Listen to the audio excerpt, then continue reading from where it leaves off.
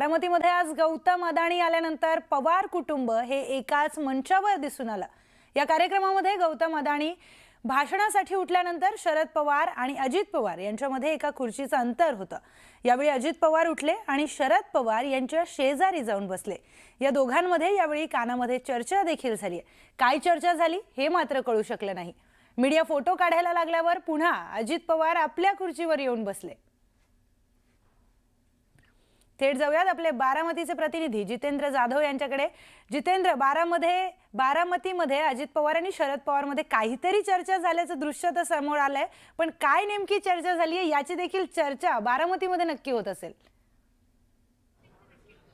अगदी खरं आहे प्रियंका, आपण बघितलं की महानगरपालिकेच्या निवडणुका लागलेल्या आहेत आणि सर्वांचं लक्ष म्हणजे सर्वांचीच कसरत चालू आहे ती कशा पद्धतीने महानगरपालिकेमध्ये आपलं पॅनल उभं करायचं। आपण बघतोय की दोन्ही राष्ट्रवादी काँग्रेसमध्ये युती होणार का या संदर्भात देखील चर्चा सुरू होती। अमोल कोल्हे असतील, अजितदादा असतील यांची चर्चा झाली आणि आज गौतम अदाणी बारामतीमध्ये आले होते आणि ज्यावेळेस गौतम अदाणी भाषणाला उठल्यानंतर अजित पवार आणि शरद पवार यांच्या एका खुर्चीचं अंतर होतं।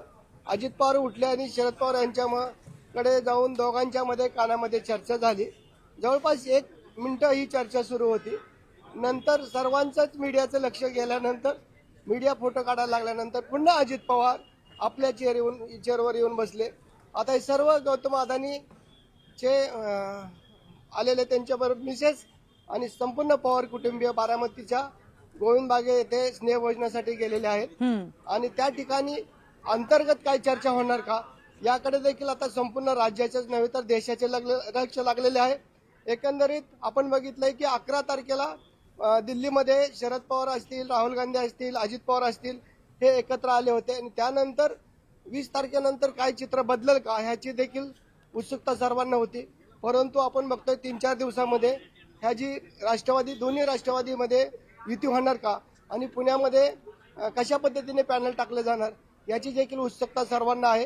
आता ज्या भाषणाच्या दरम्यान या दोघांमध्ये काय चर्चा झाली हे अजित पवार हे प्रसिद्धी माध्यमांना ज्यावेळेस बोलतील त्याच वेळेस आपल्याला कळणार आहे। अगदी जितेंद्र, अगदी महत्त्वाचा मुद्दा तुम्ही ते सांगितलेला आहे। धन्यवाद दिलेल्या माहितीसाठी। तर बारामतीच्या कार्यक्रमामध्ये संपूर्ण पवार कुटुंब व्यासपीठावर एकत्र आलेलं होतं।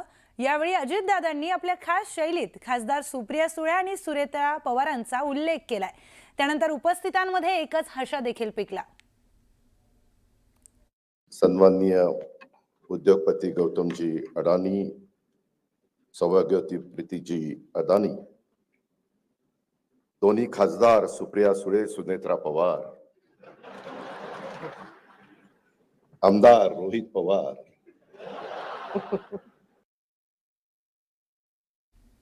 तर बारामतीमध्ये आज उद्योगपती गौतम अदाणी यांच्यासह पवार काका पुतण्या हे एकाच मंचावर आलेले। Sharad Pawar centre of excellence in artificial intelligence विभागाच्या नूतन इमारतीचा उद्घाटन समारंभ हा उद्योगपती गौतम अदाणींच्या हस्ते संपन्न झाला। यावेळी उद्योगपती अदाणींच्या कारचं सारथ्य रोहित पवारांनी केलंय।